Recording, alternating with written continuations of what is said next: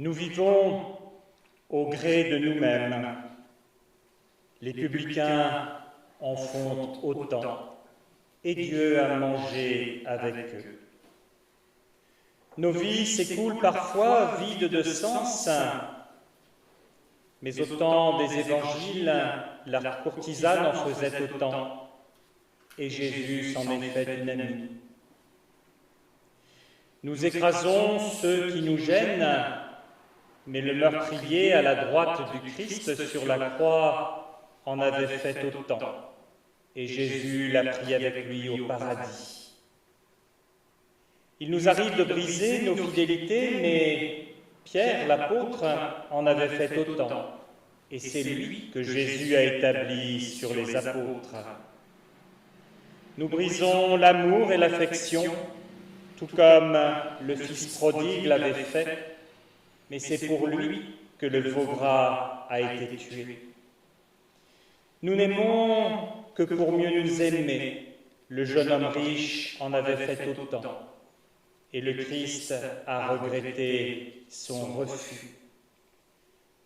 Aujourd'hui, les lectures du jour nous invitent à repenser la grâce.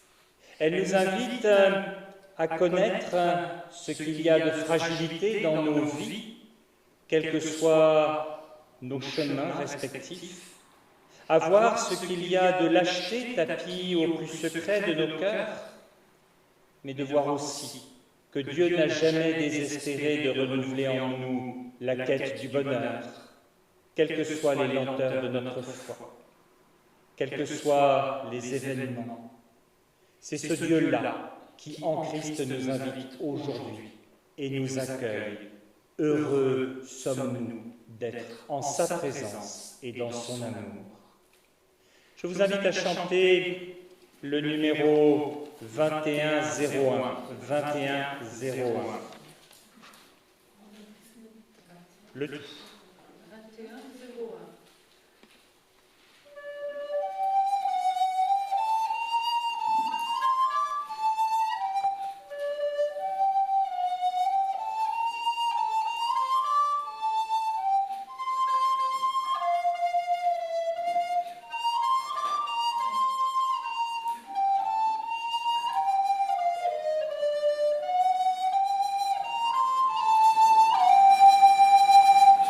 Nous en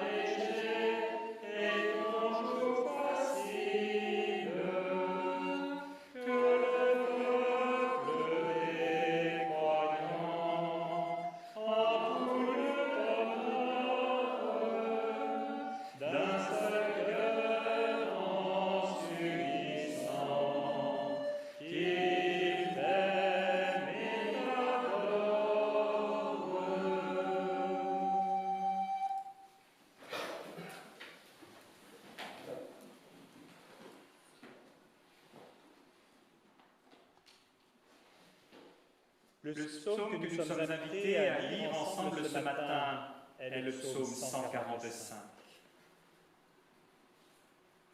Mon Dieu, toi le roi, je veux proclamer ta grandeur et bénir ton nom pour toujours. Je te bénirai chaque jour, je t'acclamerai sans fin.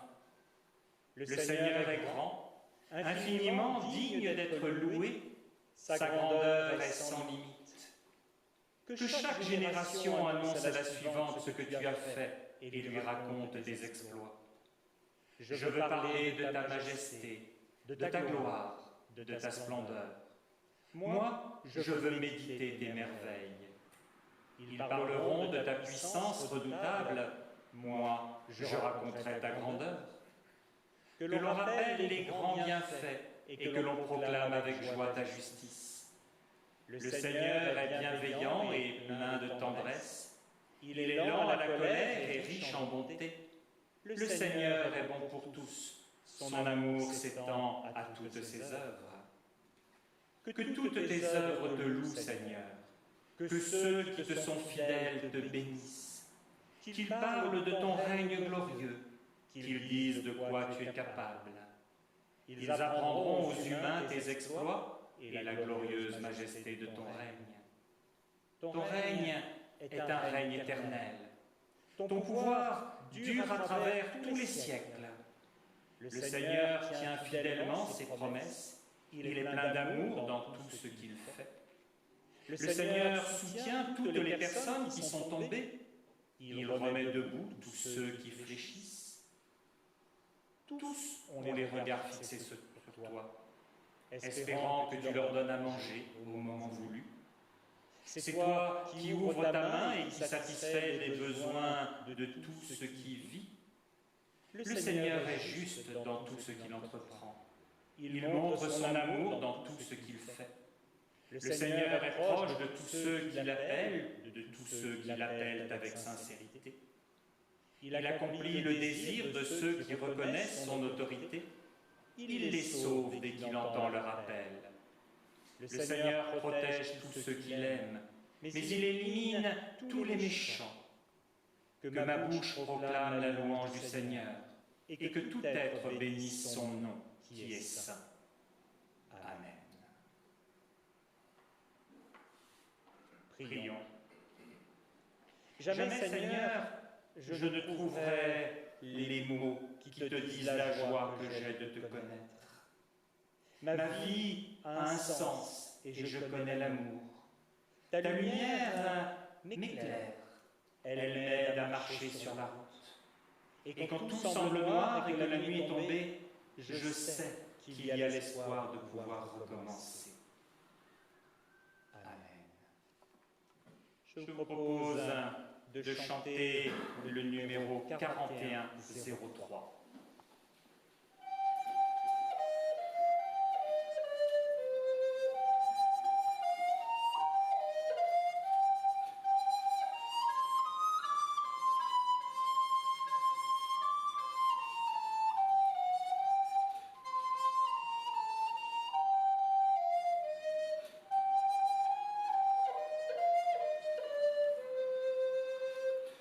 Dieu des louanges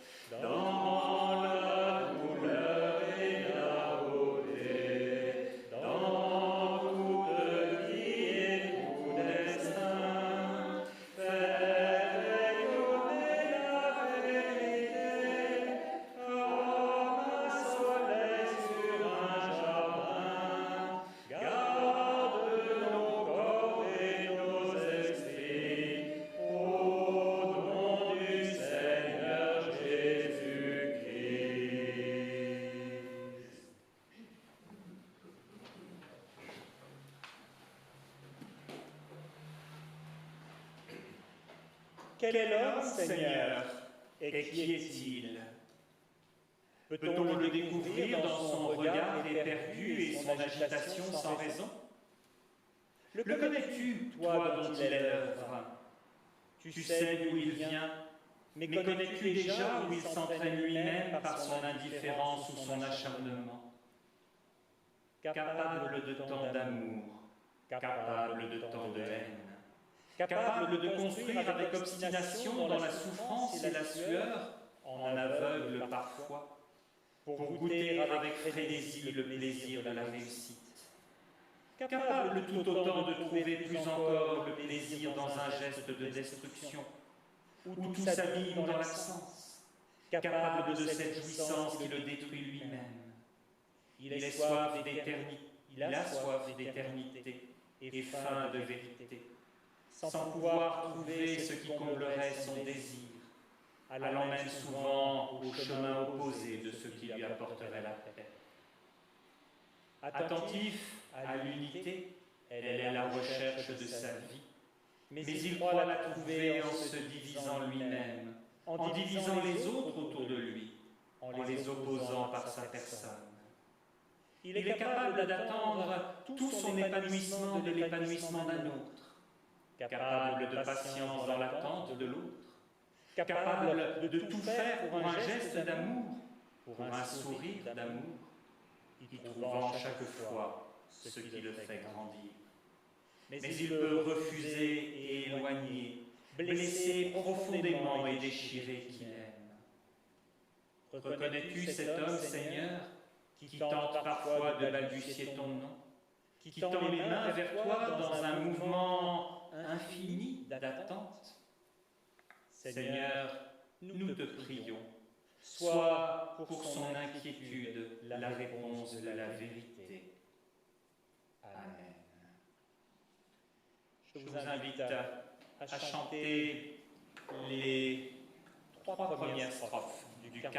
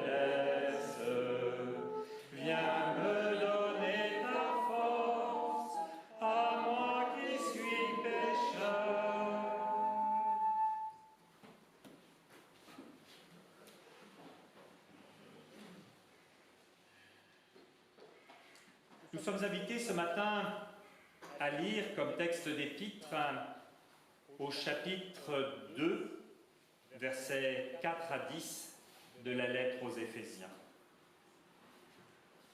Mais Dieu est riche en compassion. Son amour pour nous est tel que, lorsque nous étions comme morts à cause de nos fautes, il nous a fait revivre avec le Christ.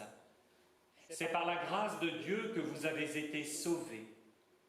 Dans notre union avec Jésus-Christ, Dieu nous a ressuscités avec lui pour nous faire régner avec lui dans les cieux.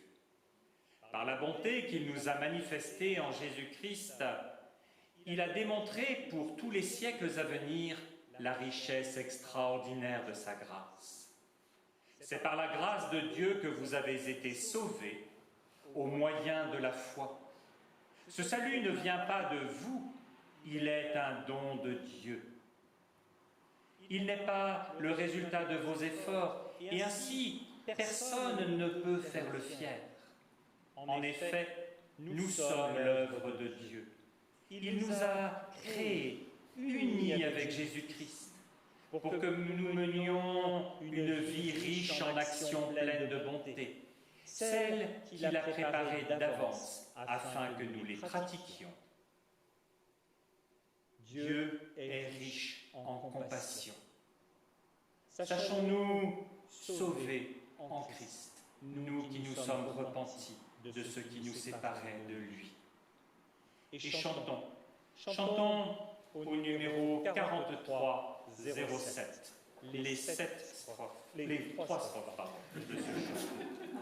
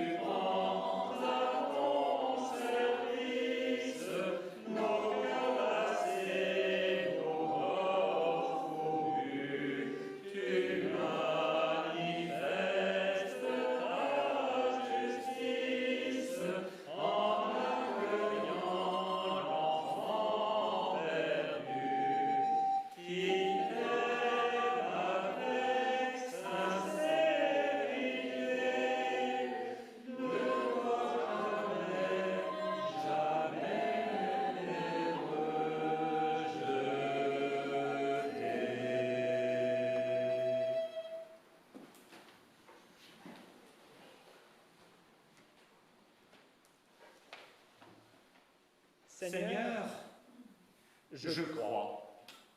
Je m'attache à toi. Je suis sûr de ta parole. Je crois en Dieu, non pas un Dieu vengeur ou justicier ou bourreau, non pas un Dieu qui humilie et écrase, qui veut avoir le dernier mot, non pas un Dieu qui a besoin d'abaisser l'homme pour élever sa divinité. Je crois en Dieu Père. Je sais qu'il a créé le monde pour l'homme, pour tous les hommes, le monde et tout ce qui y vit, les astres, le ciel, le soleil, la mer, l'infiniment grand et l'infiniment petit. Je sais qu'il a créé tout cela avec le même amour et le même émerveillement, et qu'il a vu que c'était bon. Je crois en Jésus-Christ, le Seigneur, le Fils de Dieu, celui qui donne un sens à ma vie. Il est venu chez nous, il est venu comme nous, il est venu pour nous.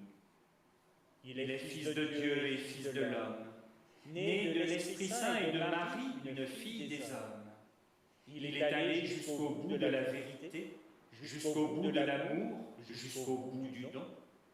Il a été condamné à mort comme un malfaiteur au milieu de deux brigands. Lui qui n'avait fait que du bien, parce que le monde a du mal à accepter la vérité, à accepter la contestation, à accepter la libération. Il y a trop de choses à changer, il y a trop de compromissions à soulever, et on préfère les ténèbres à la lumière. Il vaut mieux qu'un homme meure plutôt que tout le peuple. Mais il est ressuscité des morts et il est maintenant le Seigneur. Il partage la gloire du Père. Il reviendra pour rendre justice aux vivants et aux morts, et nous serons toujours avec lui. Je crois en l'Esprit de Dieu par qui le monde reçoit la vie, par qui le monde reçoit l'amour, et qui rend possible toute justice et possible tout espoir. Je crois que nous ne sommes pas des individus isolés. Nous sommes un peuple, le peuple de Dieu, une famille, son Église, signe d'unité et d'amour, signe de la présence et de la tendresse de Dieu. Je crois que le monde est déjà sauvé, que le mal est déjà vaincu, et que l'homme est déjà transfiguré, déjà ressuscité. Mais je sais que cette résurrection doit se faire de jour en jour, jusqu'à ce que nous devenions semblables à Dieu, en le voyant tel qu'il est. J'attends un monde nouveau. Je ne l'attends pas, je le construis. Je l'achève avec tous les hommes et mes frères, car je sais que l'Esprit de Dieu plane sur le monde pour que naisse le royaume de Dieu. Amen.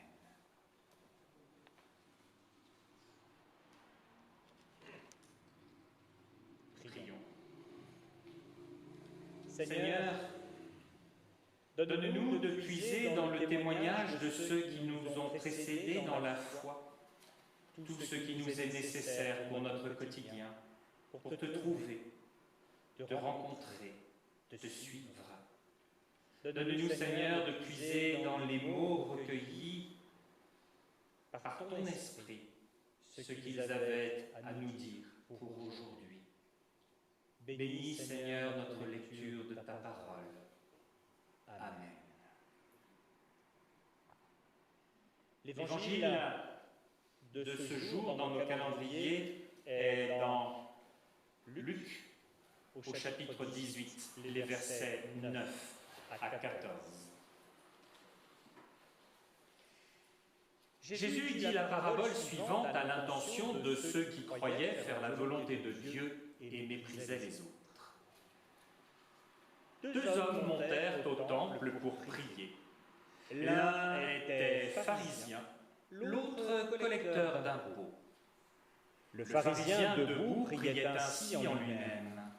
Mon Dieu, je te remercie de ce que je ne suis pas comme tous les autres qui sont voleurs, mauvais et adultères. Je te remercie de ce que je ne suis pas comme ce collecteur d'impôts. Je jeûne 2 jours par semaine et je donne le 10e de tous mes revenus. Le collecteur d'impôts, lui, se tenait à distance. Il n'osait pas même lever les yeux vers le ciel, mais il se frappait la poitrine et disait « Mon Dieu, prends pitié de moi qui suis un pécheur. » Je vous le dis, ajouta Jésus, cet homme était reconnu juste aux yeux de Dieu quand il retourna chez lui, mais pas le pharisien. En effet, celui qui s'élève sera abaissé, mais celui qui s'abaisse sera élevé.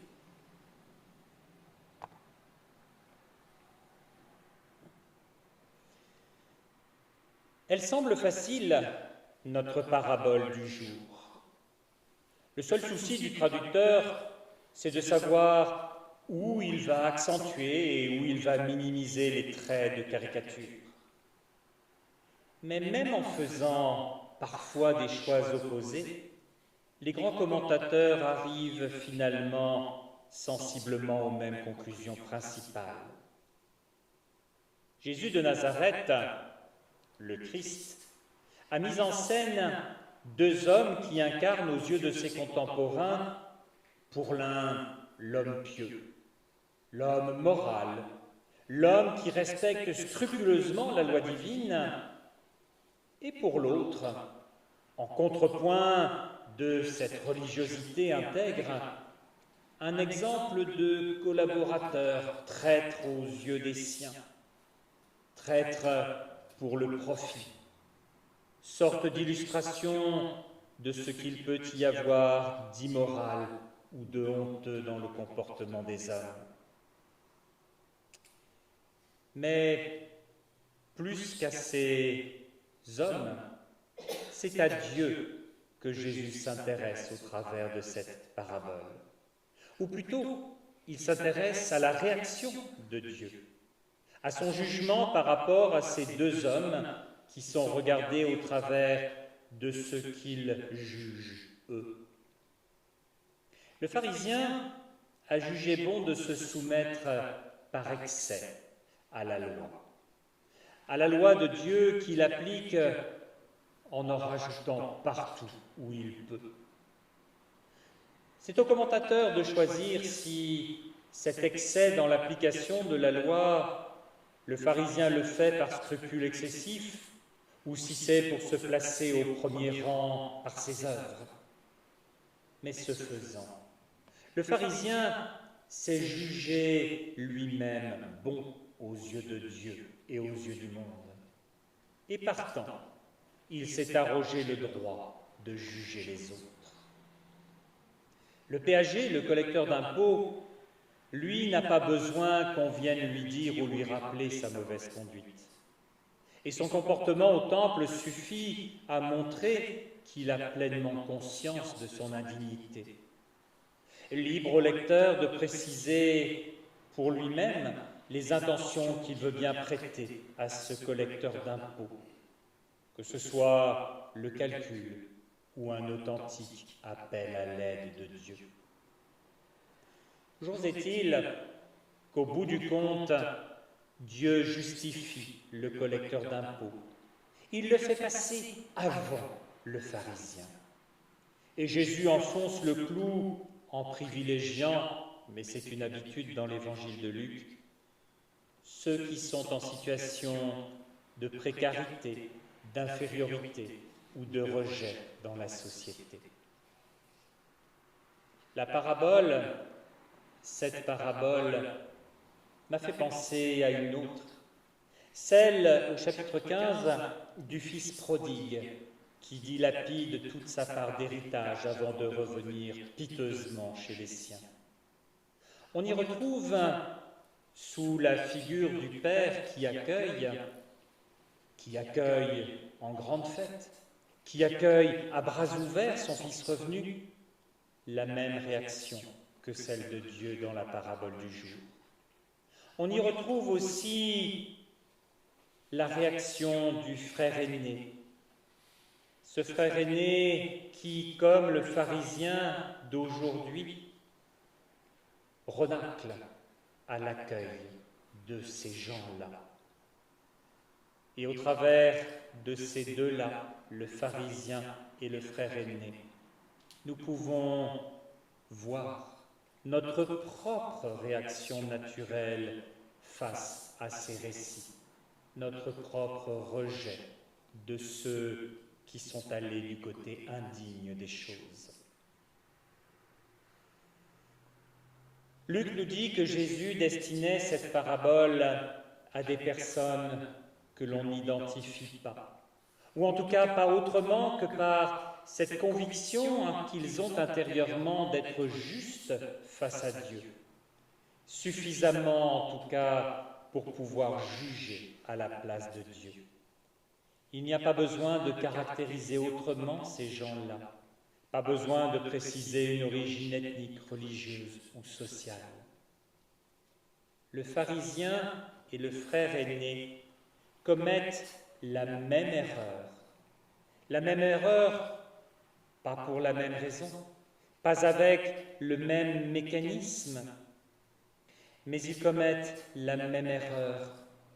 Parce que si le pharisien a fini par se justifier lui-même au travers du sacrifice qu'il fait de sa liberté en interprétant de manière caricaturale la loi, si le pharisien s'est justifié lui-même, le frère aîné du fils prodigue, lui, a justifié sa vie étriquée, insatisfaisante, par le respect du travail et de la propriété de son père, fuyant la vie, fuyant son propre désir caché.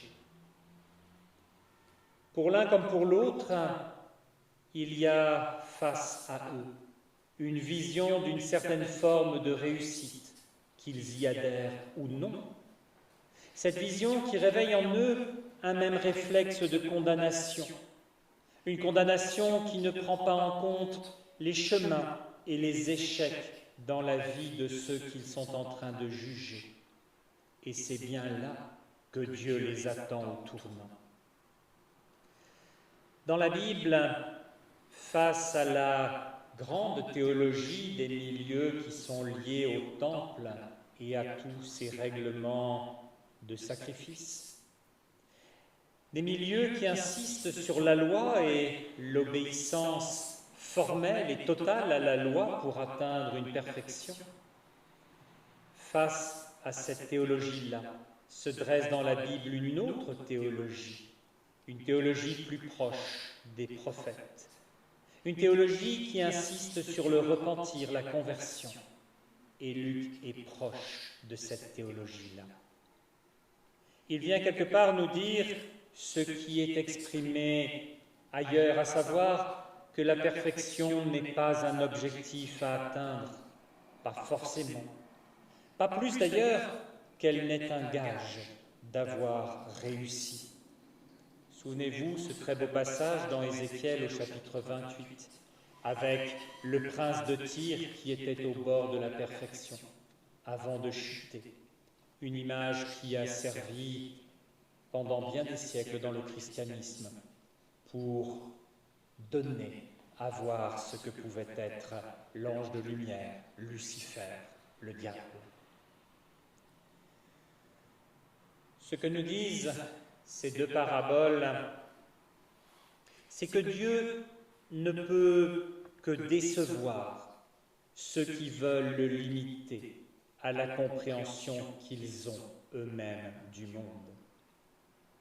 Ce que nous disent ces deux paraboles, c'est que Dieu ne peut que décevoir ceux qui justifient leurs propres limites et leurs choix par une pseudo-obéissance au commandement de Dieu. Ce face à quoi ces paraboles nous mettent, c'est que lorsqu'il nous a créés à son image, en nous insufflant son esprit, Dieu a fait de nous des êtres libres, mais aussi responsables. Le livre de Qoéleth, l'Ecclésiaste, relativise toutes les sagesses humaines. À la place, il nous exhorte à saisir et à saisir pour en jouir toutes les occasions qui nous sont données. Il revient à la vision du monde tel que nous l'avons au chapitre 2 de la Genèse, lorsque tout pouvait se faire parce qu'il existait une vraie proximité entre Dieu et les êtres humains. Et c'est là la clé de tout comportement juste avec Dieu, face à lui. Le livre de Qoéleth se termine par les 2 versets suivants. Écoutons la conclusion de tout le discours. Crains Dieu et observe ses commandements. C'est là tout l'humain. Car Dieu fera venir toute œuvre en jugement, pour que tout ce qui est caché, que ce soit bien ou mal, soit jugé. La tradition a inversé l'ordre de ces deux versets, mettant d'abord le jugement en avant et revenant ensuite sur l'observation du commandement. Elle fait ce que font le pharisien et le frère aîné, les emmenant loin de ce qu'est la volonté de Dieu, dans une erreur. L'important, ce n'est pas d'observer tous les commandements, c'est d'ailleurs chose totalement impossible. L'important, c'est d'essayer de chercher à vivre pleinement, pleinement avec tout ce que Dieu nous a donné, nous a offert, à le faire librement dans le respect de ce qu'est Dieu, dans la crainte de ce qu'est Dieu au sens d'un amour respectueux. Oui, cette liberté, elle est totale. Elle fait partie de la grâce que Dieu nous accorde. Une grâce face à tout ce qui est initialement dans son projet. Une grâce face à tout ce qui est erreur dans nos cheminements, dès lors que nous nous repentons et cherchons à nouveau le chemin de vie. Dieu fera venir toute œuvre en jugement, pour tout ce qui est caché, que ce soit bien ou mal. Ne craignons pas le jugement des hommes. Cherchons au contraire l'assentiment de Dieu au travers de ce qu'il nous demande de vivre pour être vraiment libres.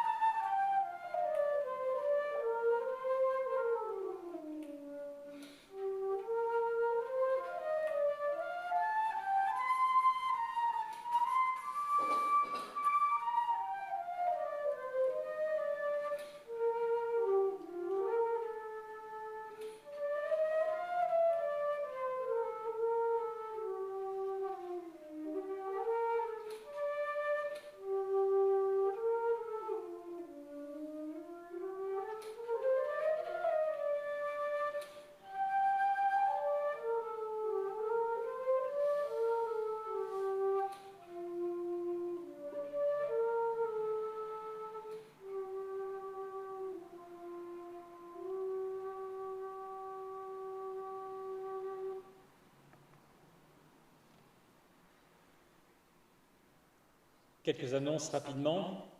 Dimanche prochain, à nouveau 2 cultes, à Saint-Jean à 10h et à Saint-Marc à 10h. Merci à Michel de nous avoir accompagnés à la flûte. Les textes que j'ai utilisés aujourd'hui étaient empruntés ou inspirés de Jean-Thierry Mertens, François Chagnot, Paul Gros-Stéphan et Hugh Oosterhuis. Je vous propose de chanter le numéro 43-10. 43-10.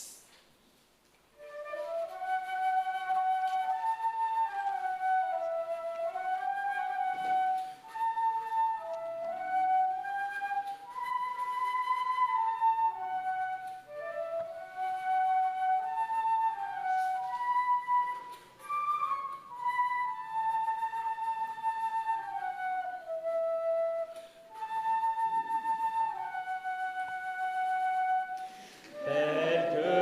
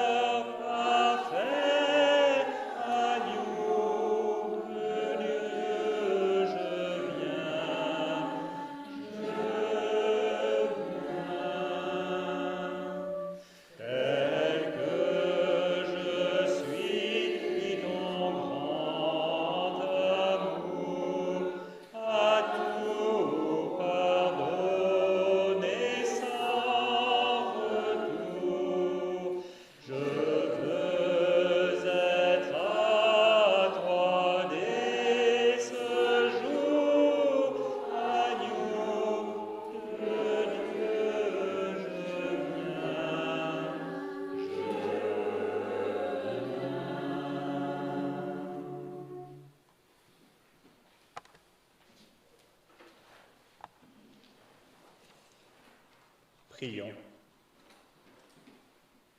Seigneur, nous voulons te prier pour tous nos semblables, pour tous ceux à qui nous sommes unis par divers liens, pour tous ceux qui sont confiés à nos soins, pour la famille qui nous est donnée, pour nos amis, pour nos bien-aimés, pour ceux que nous fréquentons tous les jours, ceux que nous te présentons maintenant dans la prière.